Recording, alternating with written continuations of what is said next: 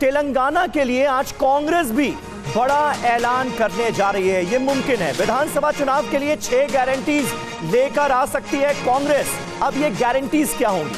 SC, ST और OBC पर कांग्रेस का फोकस साफ तौर पर नजर आ रहा है। किसानों और युवाओं को भी कांग्रेस एक तरह की गारंटी देने जा रही है। इसी साल दिसंबर में तेलंगाना विधानसभा चुनाव होने हैं और उससे पहले ये खबरें सामने आ रही हैं कि कांग्रेस तेलंगाना के लोगों के लिए 6 बड़ी गारंटीज सामने रख सकती है। यानी तेलंगाना में अगर कांग्रेस की सरकार बनती है तो क्या होगा, इसे लेकर 6 बड़ी गारंटीज दी जा सकती हैं। और देखिए, इस वक्त हमारे साथ तमाम खास मेहमानों का एक बड़ा पैनल जुड़ चुका है।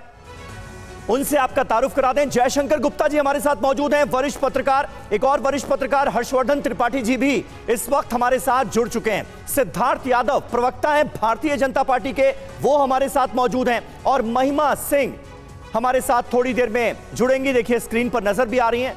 प्रवक्ता है कांग्रेस पार्टी की। लेकिन क्योंकि आज प्रधानमंत्री नरेंद्र मोदी का जन्मदिन है और बीजेपी प्रधानमंत्री के जन्मदिन को अलग अलग तरीके से हर राज्य में, हर शहर में मनाती हुई नजर आ रही है। हमारे कुछ संवाददाता भी आपको स्क्रीन पर नजर आ रहे होंगे। भोपाल से शुभम गुप्ता लाइव मौजूद हैं। लखनऊ का हम रुख करेंगे, प्रीति श्रीवास्तव वहां से हमारे साथ मौजूद हैं। पटना से रूपेश कुमार हमारे साथ जुड़ चुके हैं और गुरुग्राम पहुंच चुके हैं, हरियाणा के गुरुग्राम रजनीश रंजन हमारे सहयोगी। जयपुर का भी हम रुख करेंगे, ध्वज आर्या वहां से हमारे साथ मौजूद हैं। और हैदराबाद भी आपको लिए चलेंगे, नूर मोहम्मद हमारे संवाददाता वहां से लाइव मौजूद हैं। तो देश के अलग अलग शहरों में प्रधानमंत्री नरेंद्र मोदी का जन्मदिन कैसे मनाया जा रहा है, यह भी हम आपको दिखाएंगे।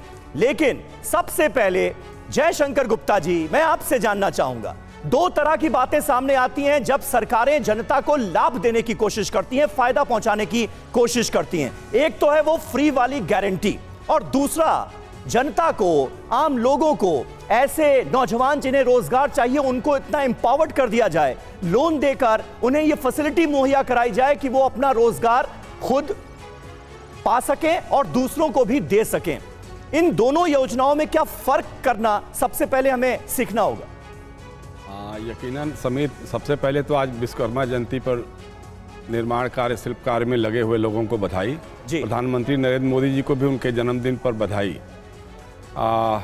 दूसरी बात जो आपने कही है, ये बहुत अच्छी योजना है, विश्वकर्मा प्रधानमंत्री विश्वकर्मा योजना। प्रधानमंत्री का नाम उसके साथ जुड़ गया, ठीक है, अच्छी बात है। उनके जन्मदिन पे हो रहा तो शायद इसलिए किया होगा। 15 अगस्त को इसकी उन्होंने घोषणा भी की थी लाल किले से। और सबसे बड़ी बात है कि चुनाव के समय हो रहा है। चुनाव 1-2 महीने बाद तो होने वाले हैं कई राज्यों में, फिर उसके बाद लोकसभा का चुनाव भी है जी। तो इसको एक तरह से चुनावी घोषणा भी कर सकते हैं। अगर इसमें बहुत ज़्यादा कमिटमेंट था तो इसके पहले भी ये घोषणाएं हो सकती थी, विश्वकर्मा योजना लागू हो सकती थी। और जो निर्माण कार्य में लगे हुए हैं, जैसे बढ़ई है, लोहार है, सुनार है, तमाम धोबी और राजमिस्त्री लोग हैं, तो उनको इससे लाभ तो मिलेगा ही मिलेगा। अब जो आपने सवाल किया है कि जो एक तो ये योजना है, दूसरी जो फ्री बीज का है जी। अब फ्री बीज भी देखिए, आप 84 करोड़ लोगों को इस लायक मानते हैं कि उनको 2 जून का राशन नहीं मिल सकता है। सरकार के मुफ्त राशन पे वो आश्रित हैं और लगातार आप कई वर्षों से उसको दिए जा रहे हैं। ये फ्री बीज है कि नहीं है, एक बात। दूसरा है कि जैसे कांग्रेस के लोगों ने या इंडिया अलायंस जो भी है, उन लोगों ने जो गारंटी की बातें कही हैं कि हम जब सरकार में आएंगे तो हम ये बातें करेंगे, घोषित करेंगे जी। तो ठीक है, ये भी एक तरह का है, लोक लुभावन ही है।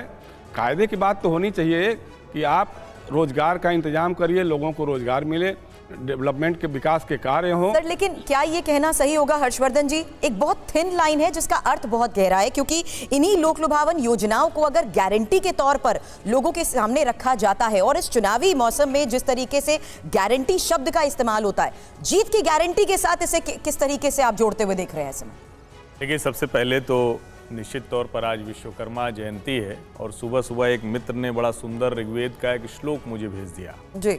यो विश्व जगतम करोत्यः सह विश्वकर्मा, यानी इस धरती पर जो भी जड़ चेतन पशु पक्षी सबके जो रचनाकार हैं, तो उनको सबसे पहले शुभकामनाएं।